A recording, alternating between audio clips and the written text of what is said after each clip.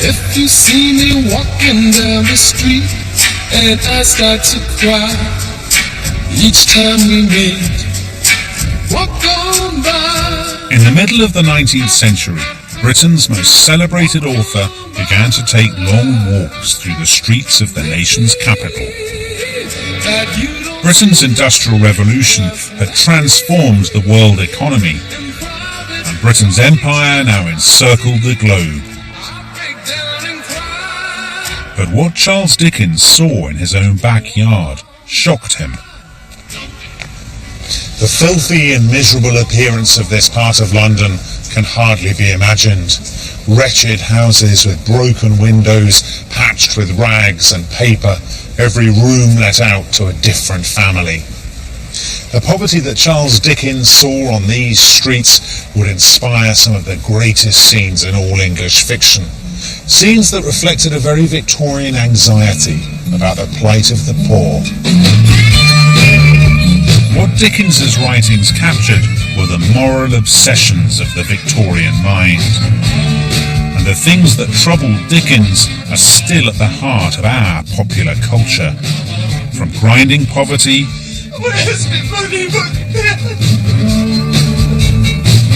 to juvenile crime. One of the worst sights I know in London, said Dickens, is to be found in the children who prowl about this place and dart at any object that they think they can lay their thieving hands on. That fear of lawlessness still haunts our collective imagination. And we share our predecessors' anxieties about the dangers of scientific progress. The Victorians felt they had a moral mission to spread civilizing British values into every corner of the world. As Dickens himself wrote, I have not the least belief in the noble savage. I call him a savage. And I call a savage something highly desirable to be civilized off the face of the earth. And like the Victorians, we love stories about crusading heroes taking British values into the furthest reaches of the universe. The circle is broken. The ooze can sing! When it comes to our culture, we're still living in the Victorian age. We dream the same dreams, and we have the same nightmares.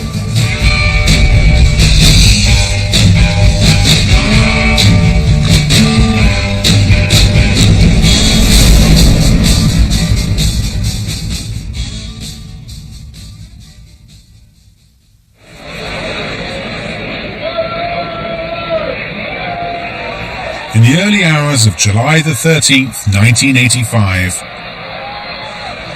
crowds were gathering for one of the biggest events in music history.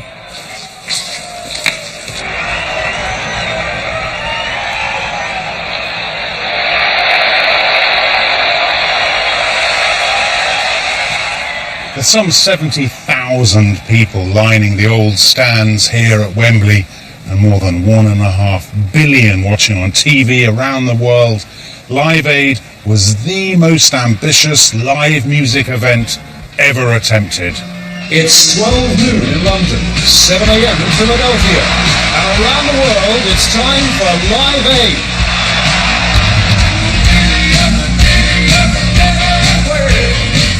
Over the next 16 hours, the audience went from ecstasy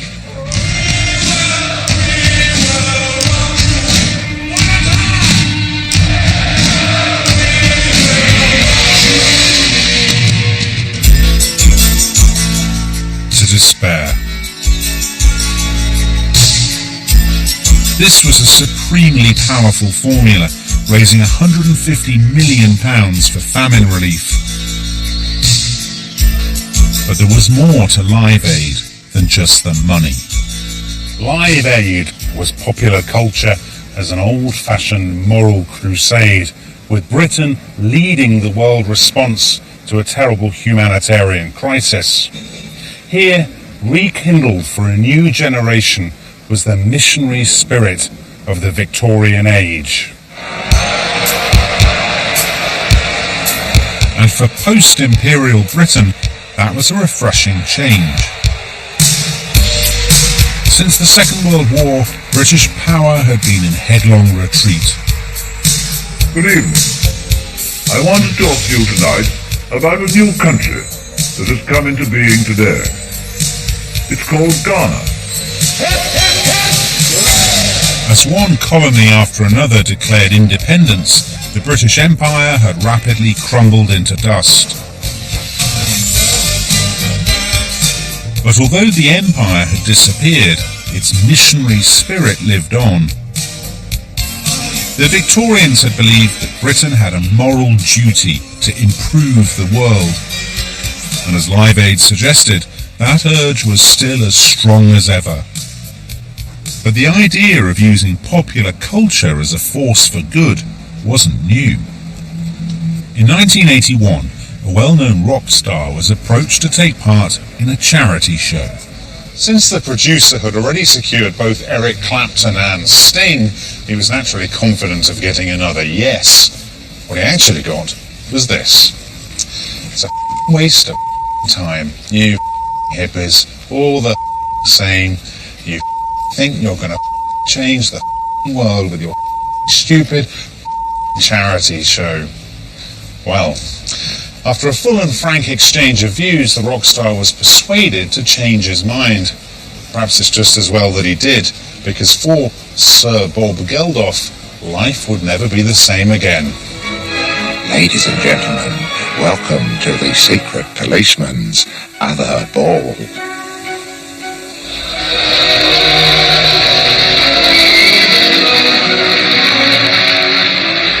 The night that changed Bob Geldof's mind and British music history was the Secret Policeman's Ball, held here at the Theatre Royal, Drury Lane in 1981.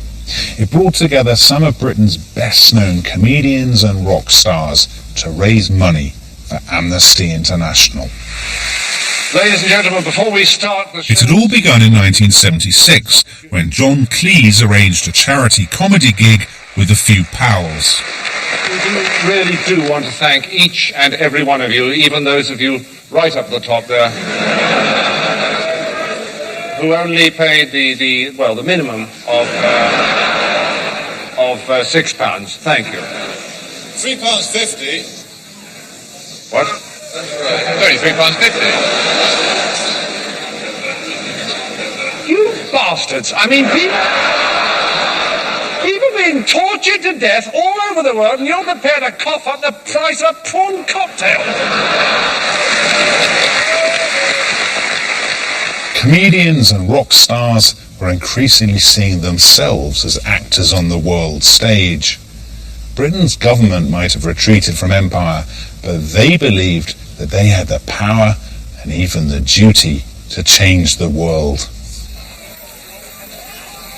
Dawn, and as the sun breaks through the piercing chill of night on the plain outside Coram, it lights up a biblical famine. Ethiopia is turning into the worst human disaster for a decade.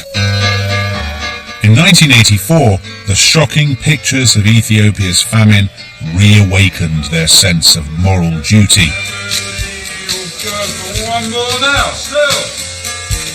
And within a matter of weeks, Bob Geldof and Midge Ure had put together a Christmas single. Britain's brand new number one, Band-Aid. Do they know it's Christmas time? Whether Band-Aid and Live Aid actually did any good is still hotly debated, but they certainly struck a chord with the British public. And how would you like to know? And if nothing else, they illustrated rock music's extraordinary sense of moral mission. Here we have the untapped power of rock music, and let's face it, it has been untapped for 25 years or so. It's all now been unleashed on behalf of one cause.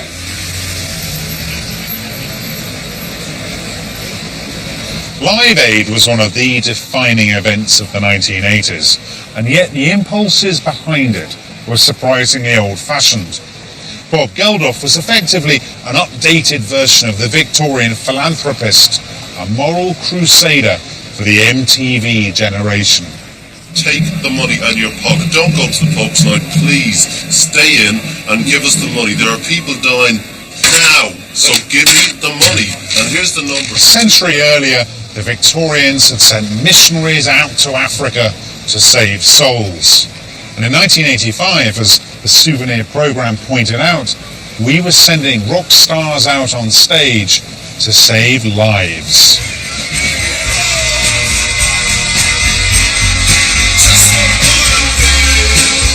That missionary impulse has never gone away. From comic relief to children in need, our cultural heroes can rarely resist a moral crusade.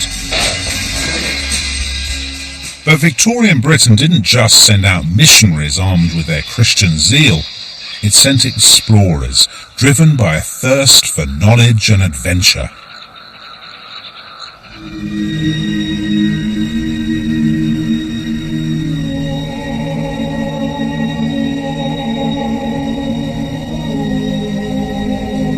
This is one of the most extraordinary museums in Britain.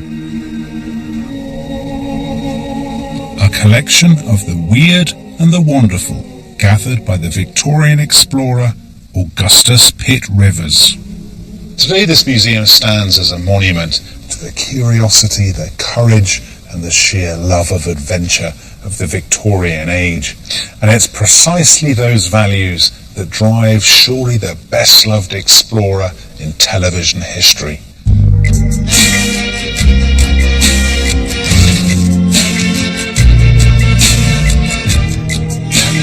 For more than 50 years, Doctor Who has taken us on an epic journey through time and space. Oh, baby, baby, it's a wild world. It all started out as a mild curiosity in the junkyard. And now it's turned out to be quite a great spirited adventure. I spent all my time exploring new worlds and seeking the wonders of the universe. But you don't know what's out there. Then let's find out. Come on, let's explore. For a Time Lord from the planet Gallifrey, the Doctor has an oddly predictable taste in clothes. He might change his face, but never his style. Whether sporting a fetching cravat or cricket whites, There you are, man. Good. the Doctor remains every inch the Victorian adventurer. Let me take you on a little trip. My supersonic ship. This is the story of an old-fashioned gentleman explorer on a civilizing mission to the darkest corners of the universe. Would you like a ticket, baby? It's the story of an indomitable force for good who hates violence and always stands up for the underdog. The ideal hero for a post-imperial age.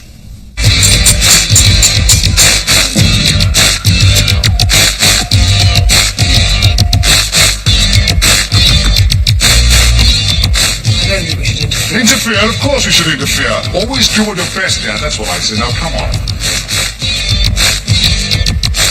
But Doctor Who is not just the story of a liberal interventionist gleefully meddling in alien affairs. It's also the story of Earth's greatest champion, standing up to the threat of alien invasion. When you go back to the stars and tell others of this planet, when you tell them of its riches, its people, its potential, when you talk of the Earth, then make sure that you tell them this. It is defended. But the fear of invasion is nothing new. To the Victorians and Edwardians, the threat of invasion had seemed so real that in 1905 they passed an Aliens Act to safeguard Britain's borders. But of course when they talked about aliens, they didn't mean green-skinned body snatchers from the planet Raxacoricofallapatorius. No, their aliens, as they called them, were immigrants, Irish, Jews, Chinese, flooding into the capital of the world's greatest empire. Don't I know you? I think not. I've seen you somewhere before. I understand we all look the same. Like any other fictional hero, the Time Lord was, if you'll forgive the pun, a man of his time. Good evening, sir. You know this young female, sir? Oh, yes. We were attacked by this little man and 4 other little men. And when I started watching at the turn of the 1980s, Doctor Who remained an essentially monochrome show. You see, the Doctor, the Master, the Time Lords, the Companions, they all had one thing in common. They were all almost exclusively white.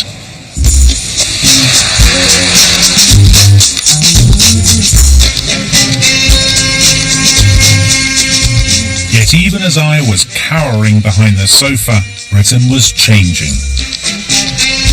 By now, decades of mass immigration had begun to reshape our country.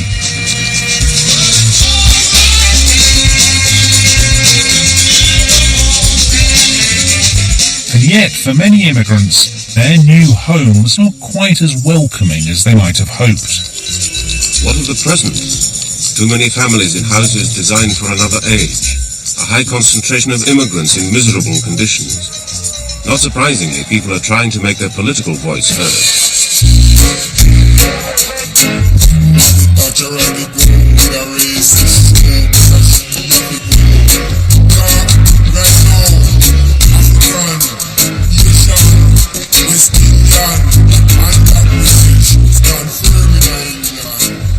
For many of the immigrants who settled in Britain in the post-war years, daily life was blighted by prejudice.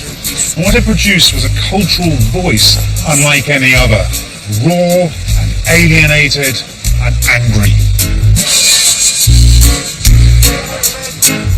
Far from meekly accepting the legacy of empire, many of the newcomers' most outspoken voices, such as the dub reggae poet Linton Kwesi Johnson, vigorously railed against it. You say we are in for some pretty dread times. What exactly do you mean by that? I think things will probably get worse for blacks in this country before it can get better, because we've made some progress over the last 30 years for ourselves.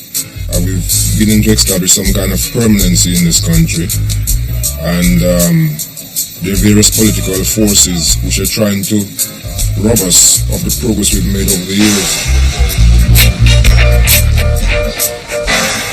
England is a bitch for true. I no lie me a tell a true. England is a bitch. You have to know how to survive in it.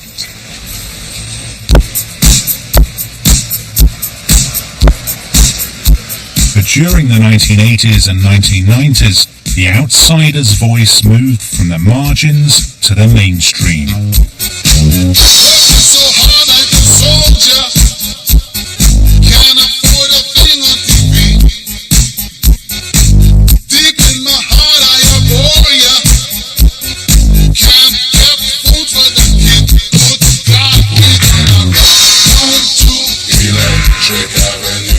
By the end of the century, resentment of racial discrimination had evolved into something rather more positive, the celebration of diversity.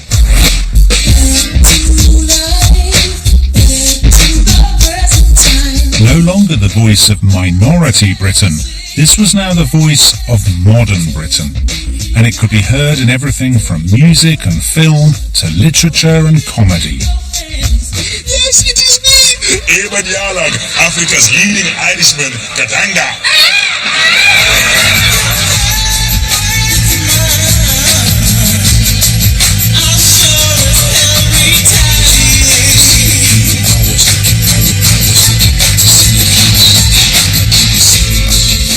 And what drove this new multiculturalism was not so much the moralistic lectures of Britain's politicians as the moralising example of our popular culture.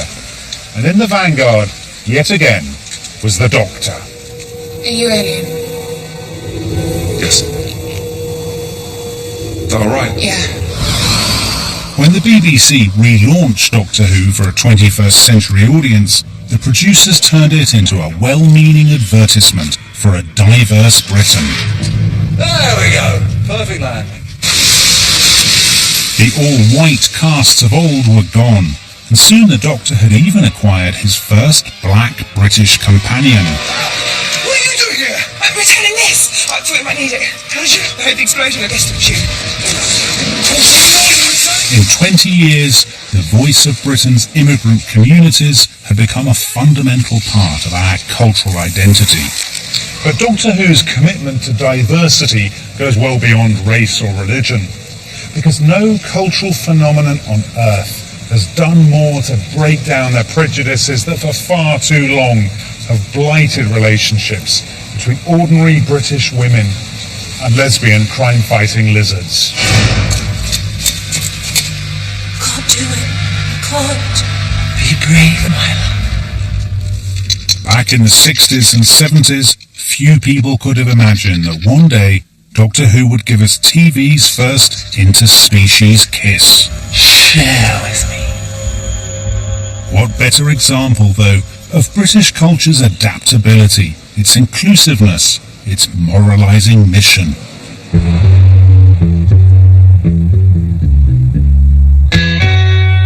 But while the Doctor grappled with sapphic reptiles and the legacy of empire, another enormously popular series of the early 1960s had more mundane concerns. Social change was remaking the landscape of 60s Britain, and at last, television was catching up.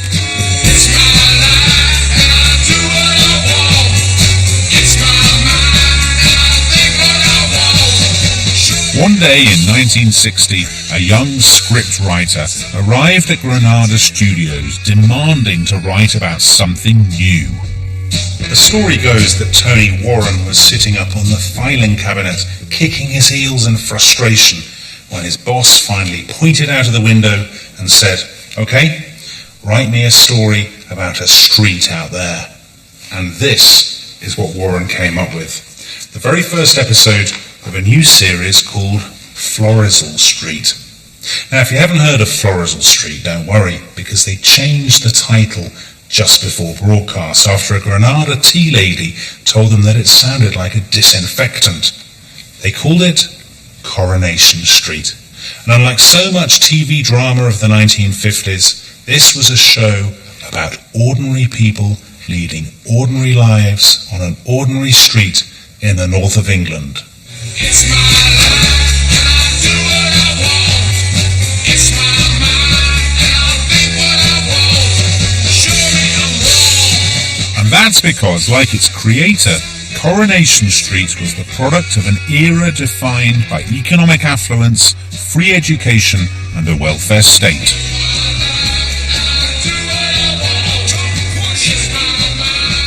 Tony Warren was a walking advertisement for the new opportunities of Britain in the post-war years. Born in a nondescript street in a Manchester suburb, he was a grammar school boy who landed a job as a TV scriptwriter by the age of 23. What he really wanted was to put his own experience on television, to write about people like himself, and to give audiences a show that captured the new social realities of Britain in the age of opportunity. There's a crack up in the ceiling, and the kitchen sink is leaking. At first, Granada's bosses were worried that a drama about working class life would be commercial suicide. All right, stand by then, please. Stand by then. But despite their misgivings, a trial series was commissioned. And on December the 9th, 1960, the first episode flickered onto television sets across the nation.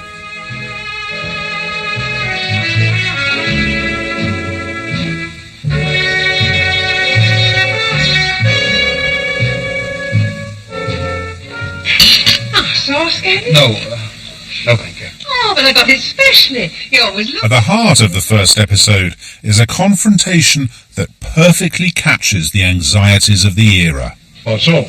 Nothing.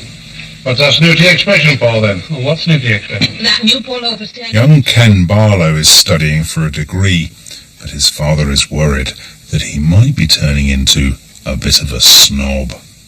Don't they do this at college, then? I bet they don't eat in the shirt sleeves either. What do you mean? Oh, I've been noticing you looking at me. I don't know what you're talking about. Oh, yes, you do. We're not good enough. Look, I never said a word in his start. Look, Dad, can't we have... The tension inside a family divided by social aspiration would, in 1960, have struck a chord at dinner tables up and down the country. As Tony Warren knew very well, education and affluence were steadily eroding the old tastes and loyalties of the British class system. I wasn't born in Coronation Street, but it was there in my background. My grandparents still lived in Coronation Street. Looking back, I suppose at the time Kenneth Barlow was the nearest thing to me. Strangely enough, it seems hard to believe nowadays, Kenneth was the rebel. Well, he said that yesterday. And then again tonight. Why do we have to have cups of tea with our food? Well, I'll tell you for why. I like my food swilled down properly, that's why. But even though the Barlow family's anxiety feels like a reflection of life in 60s Britain, it actually had a much longer pedigree. A century earlier, Charles Dickens had imagined a very similar situation in his book, Great Expectations.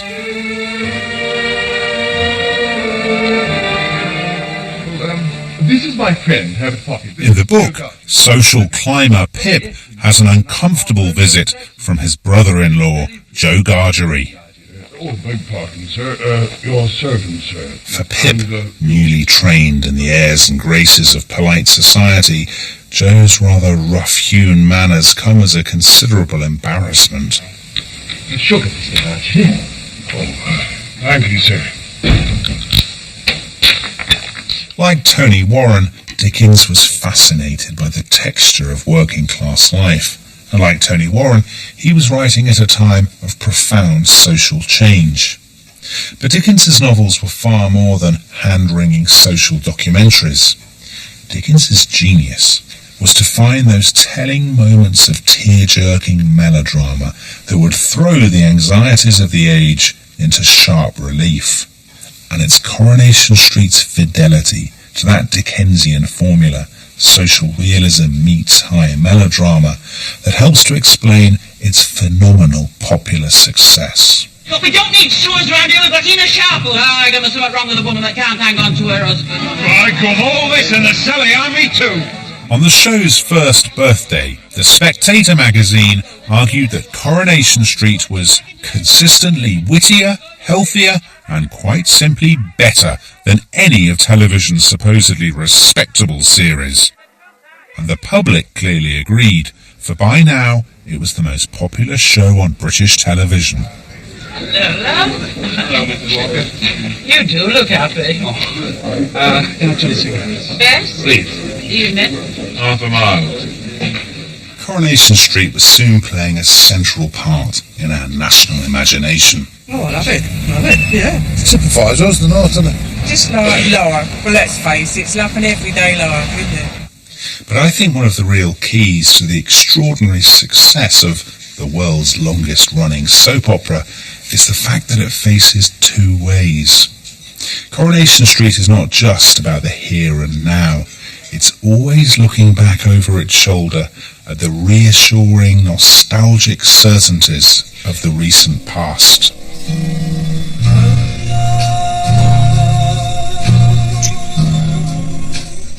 At heart, then, Coronation Street is not so much social realism as pure romantic nostalgia. And in a world of dizzying change, that was exactly what many people wanted. But while Coronation Street offers us a rose-tinted vision of northern life, one of Britain's best-selling authors specialised in the opposite, the violence and poverty of life in the working-class north. One day, just before the First World War, a little girl called Katie McMullen came running into the kitchen of her terraced house in Jarrow. "Granda," she said, "Granda, you know that little man who sits on the wall in Ireland, no bigger than your hand? Well, I've seen him, Granda." "You know what you are, Katie McMullen," her grandfather said. "It's a stinking lie you are. But go on, don't stop. For one day it will get you someplace, either into clink or into the money."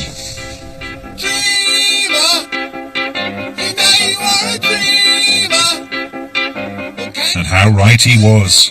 Katie McMullen rewrote herself as Dame Catherine Cookson, a multi-millionaire who sold more than 120 million books. Hello, our guest in Heroes this week is easy to describe. She is simply Britain's best-selling writer.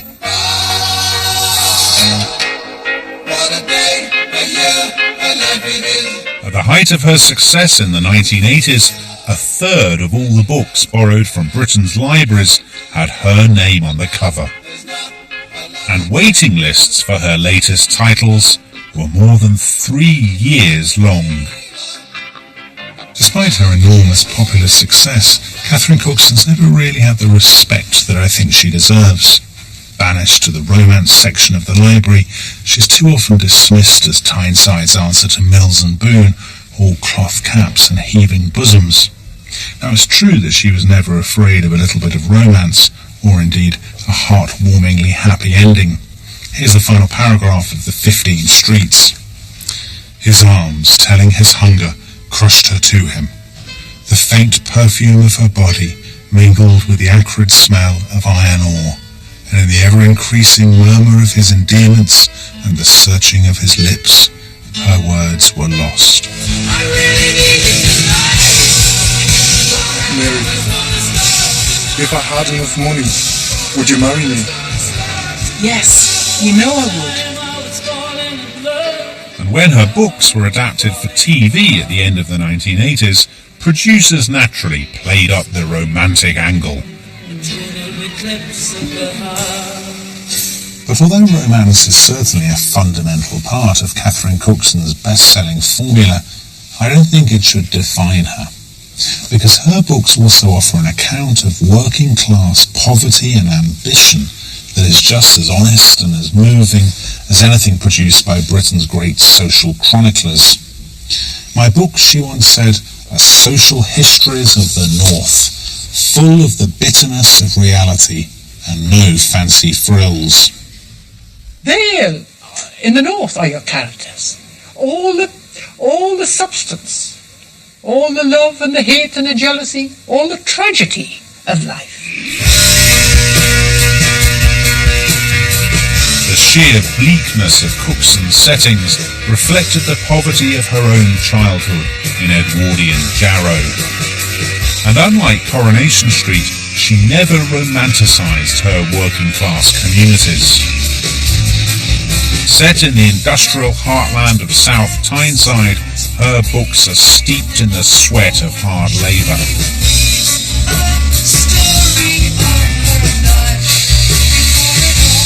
In Cookson's world, industry is a monstrous machine, an endless cycle of low pay, unreliable hours, and sheer hard labour. It was funny, she once said, but that was all life amounted to, working for food and warmth, and when the futility of this was made evident, blotting it out with drink. Her characters are exploited and expendable, brutalised by a working world that drives some of them to acts of shocking violence. The world of the 15 Streets is often horrifyingly brutal.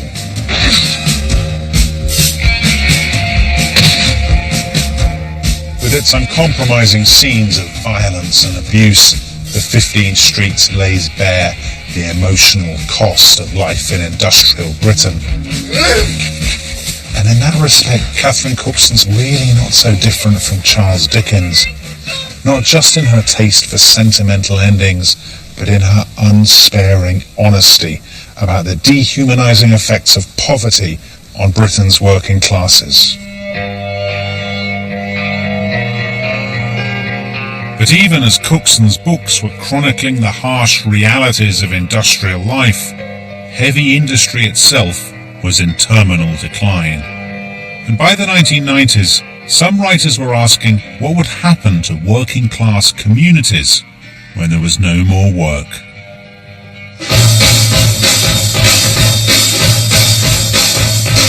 Choose life, choose a job, choose a career, choose a family. Choose a fucking big television. Choose washing machines, cars, compact disc players and electrical tin openers. Trainspotting exploded into Britain's cinemas in 1996, and it captured the imagination of a whole generation. Choose good health, low cholesterol and dental insurance. Choose fixed interest mortgage repayments. Choose a starter home. Despite the controversy over its scenes of graphic drug use, Trainspotting was more than just a film about heroin. It was also about why so many people felt driven to take it. Choose your future. Choose life.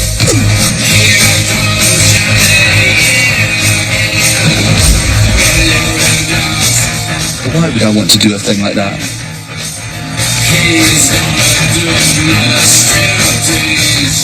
I chose not to choose life. I chose something else.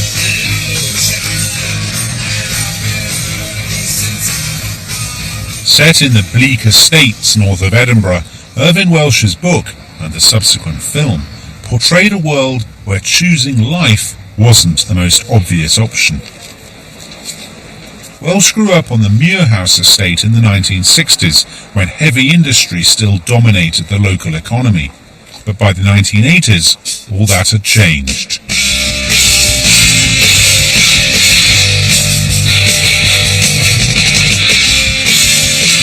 15 years ago you go to Muirhouse, they're pretty much the same. So fitted draft housing schemes, no luck there. But most people would have a bit of luck and there'd be a chance of moving into something different or moving on or whatever. But now that's just been completely cut off. It's become much more a kind of sort of kettle.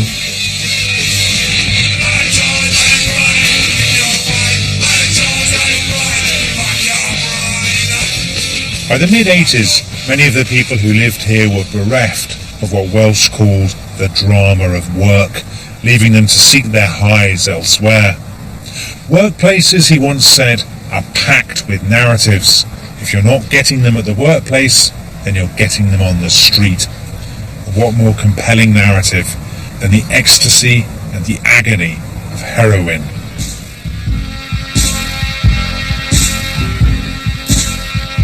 You live here, you've left school, you've not got a job, you've no money, you're bored to death. I let people take smack, heroin. We stole drugs, we stole prescriptions or bought them, sold them, swapped them, forged them, photocopied them. The streets are awash with drugs you can have for unhappiness and pain, and we took them all. Fuck it, we would have injected vitamin C if only they made it illegal.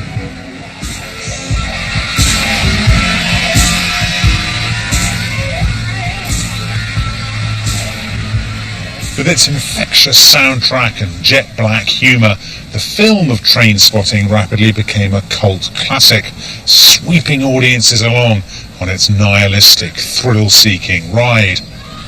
But I think the tone of the book is a little bit darker, an unrelenting exploration of the moral extremes to which desperate people are driven.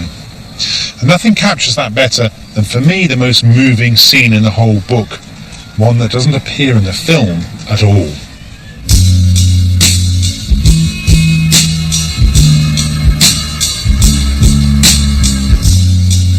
Our narrator, Renton, is walking with the psychotic thug Begbie to his flat.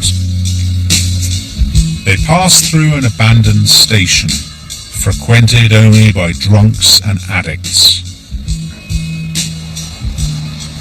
In the station they come across an old wino, bottle in hand. "What you doing, lads?" he says. "Trainspotting, eh?" Begbie looks strangely uncomfortable, and it's then that Renton realises that the old wino is Begbie's father. A little later they're walking down the road in silence, and then we came upon a guy in Duke Street. Begbie hit him in the face and he fell. The expression the guy had when he looked up at Begbie was more one of resignation than fear. The boy understood everything. Every day I spend my time drinking wine, feeling fine. In his inarticulate anger and terrifying aggression, the monstrous Begbie somehow speaks for a generation, sentenced to life on the post-industrial scrap heap. And for all Trainspotting's humour and energy, at its heart is a bleak honesty about life at the bottom.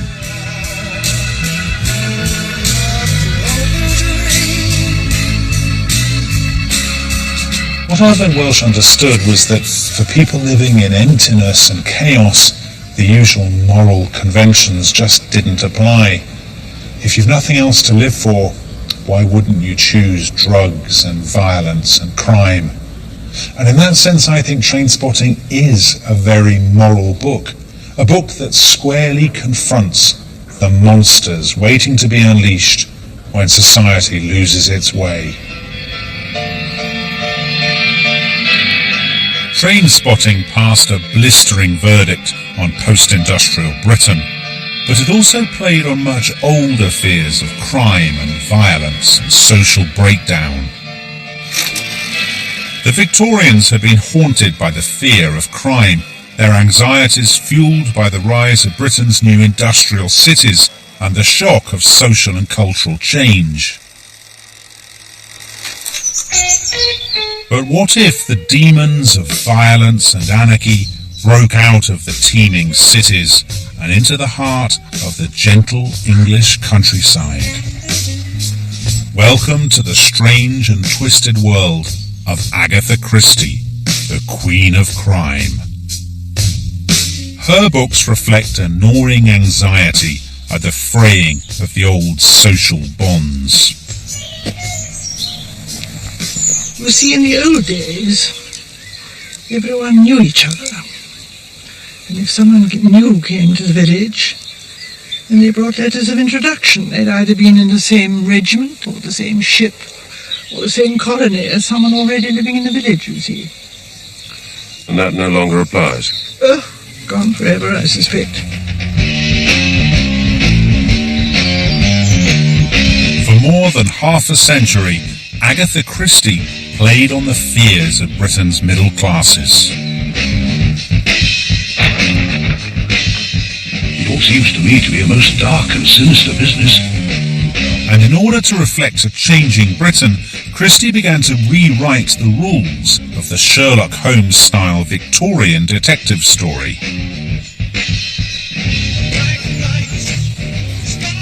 Christie's first innovation was to ditch her competitors' gentlemen detectives with their pipes and monocles and old-school ties. Her great detectives were outsiders, a Belgian immigrant Bonjour. and an elderly spinster.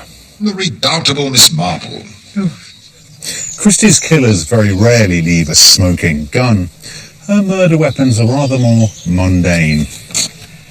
A golf club, a paperweight, even a meat skewer. This is murder by domestic accessory, the violence of the 20th century brought into the heart of the middle-class household.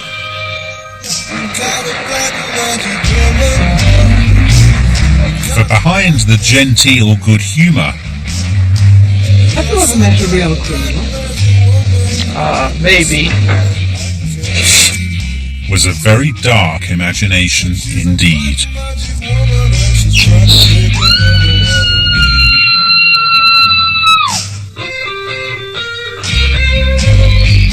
For Christie's books don't just play on our fears of a changing social order.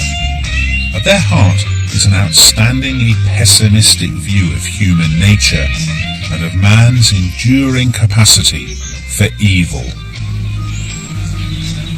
I've long held that Miss Marple has what I would call forensic intuition developed to the point of genius. The result, she tells me, of a lifetime's education in an English village. Well, one does see so much evil, I fear. In a changed and changing world, Christie was quite brilliant at tapping her readers' social anxieties. Again and again, the same theme.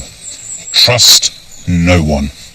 And it's this wary, suspicious, even paranoid atmosphere that hangs over her most successful book. And then there were none.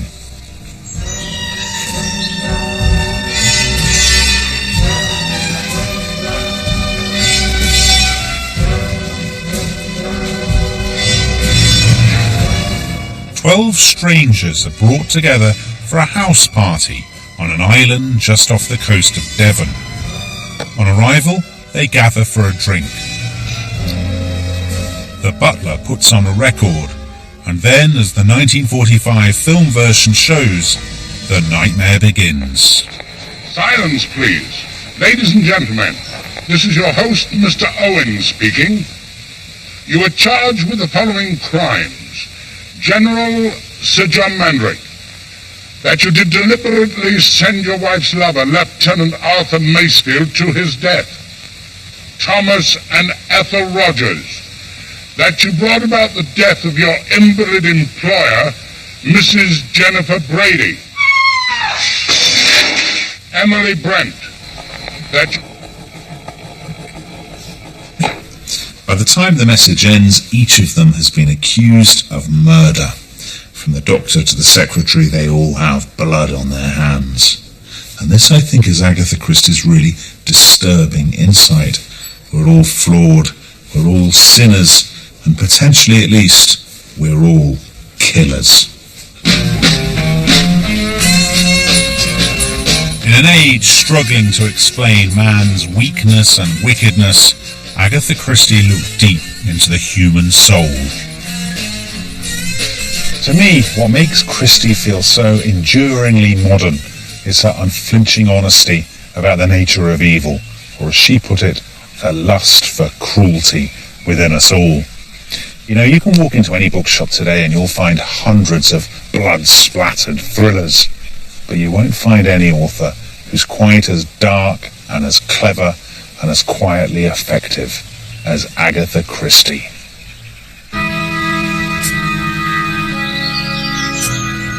What Christie's books also reflect, though, are the Christian principles that she had learned as a girl in the last years of the 19th century. But in the 20th century, those values would be challenged by state-sponsored evil on a scale unprecedented in human history.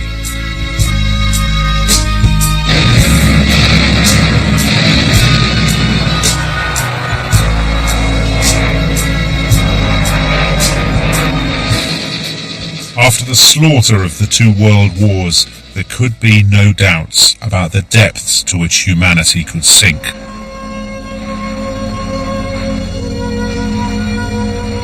The horrors of those conflicts hung like a shadow over Britain's post-war culture. And one book above all reflected the 20th century's fascination with power and with evil. The Lord of the Rings is a novel steeped in the pity of war. Its author, J.R.R. Tolkien, had seen action at the Battle of the Somme. By 1918, he said later, all but one of my close friends were dead. 20 years later, with Britain poised to enter a second and even deadlier world war, Tolkien began work on his great epic of good and evil.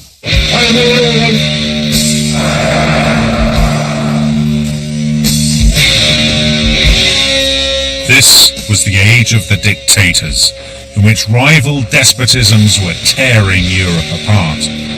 And at its heart, The Lord of the Rings is a book about the temptation and the arrogance of power. Tolkien's epic revolves around one of the great symbols of evil in all 20th century fiction, the ring. Not just a magic weapon of incalculable power, but the perfect metaphor for what Tolkien saw as mankind's greatest flaw, our lust for supremacy, not just over one another, but over nature itself.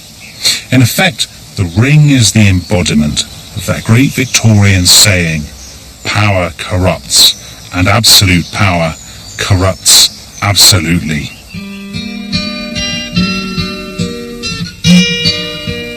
For Tolkien, a devout Catholic, the carnage of the world wars was a chilling reminder of the darkness and the demons lurking within us all. But The Lord of the Rings is not just a book about the legacy of war. Tolkien's story begins in the Shire, a lost paradise of ancient woods and sparkling streams. In the last years of the 19th century, Tolkien had grown up here, in the leafy tranquility of the North Worcestershire countryside. And in his loving description of life in the Shire, we hear his hymn to rural England, pastoral, peaceful, and untouched by modernity. These are the limes. However, they're lovely green in spring. I have always, for some reason, been enormously attracted by a tree. I should have liked to be able to make contact with the tree and find out what it feels about things.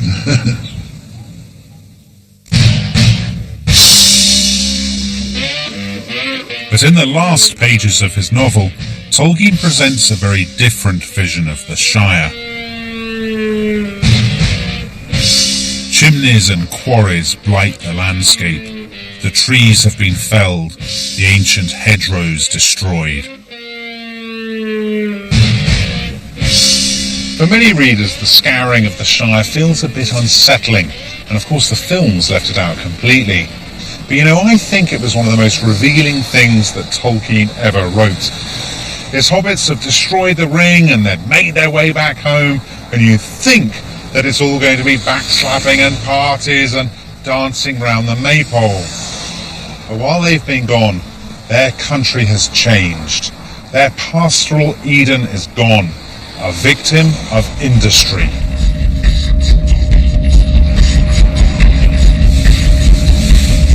At the heart of the new society is its brutal new watermill, a temple to mechanical progress, wheels and contraptions, smoke and stench, all in the name of profit.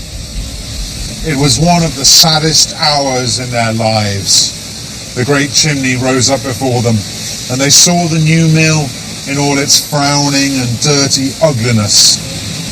You could hardly want a more powerful metaphor for the dangers of modernisation.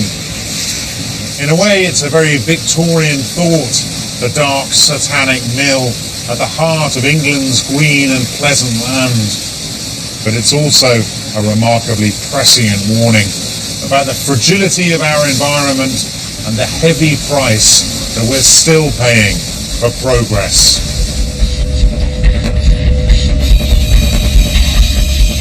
And for Tolkien, this was personal. A protest against the concrete and tarmac that now smothered the Midlands countryside he'd loved as a boy. For me, the real enemy in The Lord of the Rings is our shared obsession with power and with progress.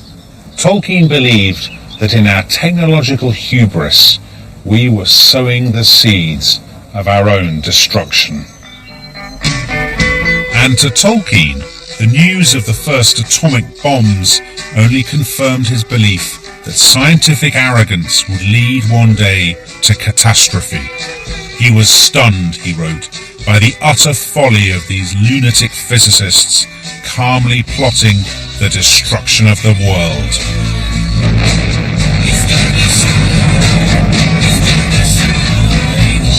Only one thing, he thought, would be left standing: the machines. And that fear of technology takes us back to Victorian Britain.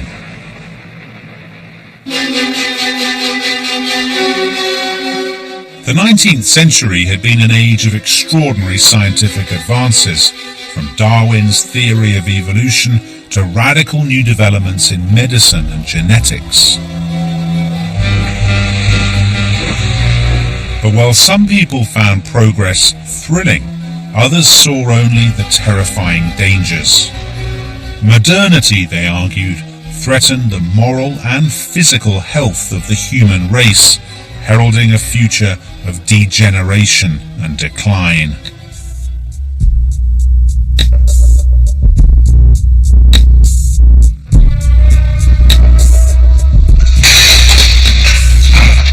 And it's that fear that has inspired some of post-war Britain's most chilling visions of the apocalypse. A man wakes up in a deserted hospital.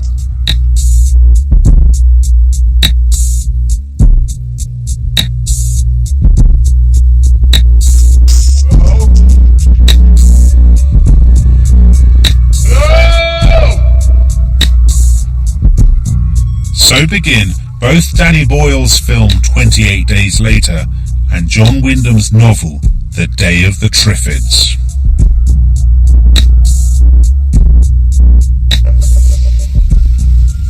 There is, I think, something oddly unsettling about a hospital.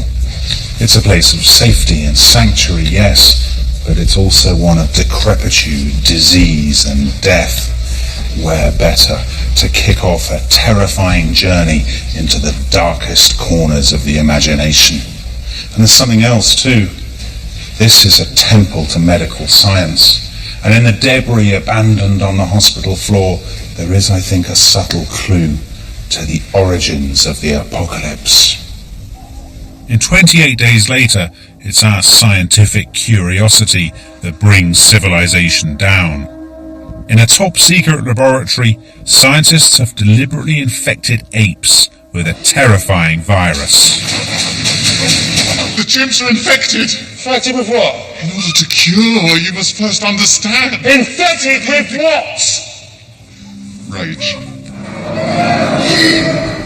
When animal rights activists try to free one of the apes, the virus crosses into humans, and practically overnight, almost all of Britain's population are transformed into slavering, blood-crazed zombies. You could hardly find a more visceral example of a scientific experiment gone disastrously wrong. Stop! Stop! You've no idea! And in The Day of the Triffids, the premise is remarkably similar, only this time the scientists have developed an oil-rich plant, a triffid, which turns into a man-eating monster. Yet again, it is our thirst for knowledge that proves our downfall.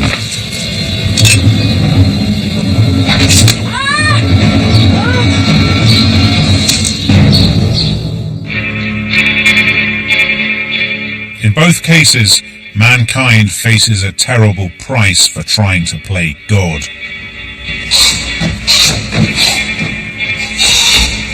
Which can only be paid in blood. Man-eating plants and rampaging zombies might sound a little bit far-fetched, but for me, the real resonance of The Day of the Triffids and 28 Days Later lies in their chilling vision of a very British and very domestic apocalypse.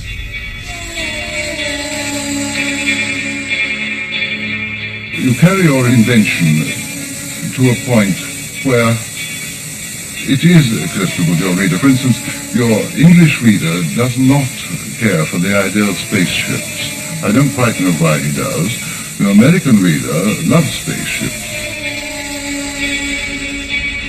As Wyndham knew, the more plausible your nightmare, the more frightening it becomes. And that is why 28 Days Later and The Day of the Triffids are much more disturbing than any big-budget Hollywood apocalypse.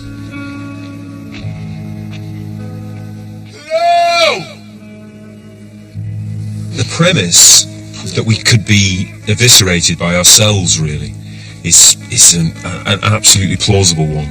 One of the reasons that the film works, I think, is that people do connect with it to a kind of malaise they feel about life at the moment, and certainly a kind of threat amongst ourselves as human beings of what we're doing to each other.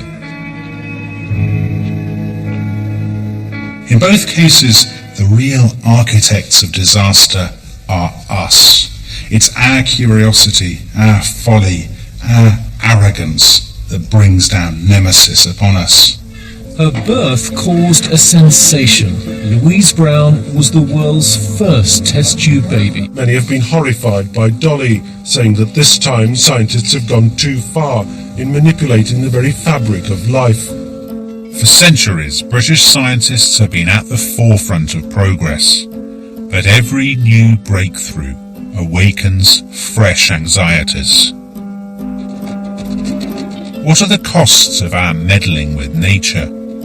And at what point will we finally have gone too far?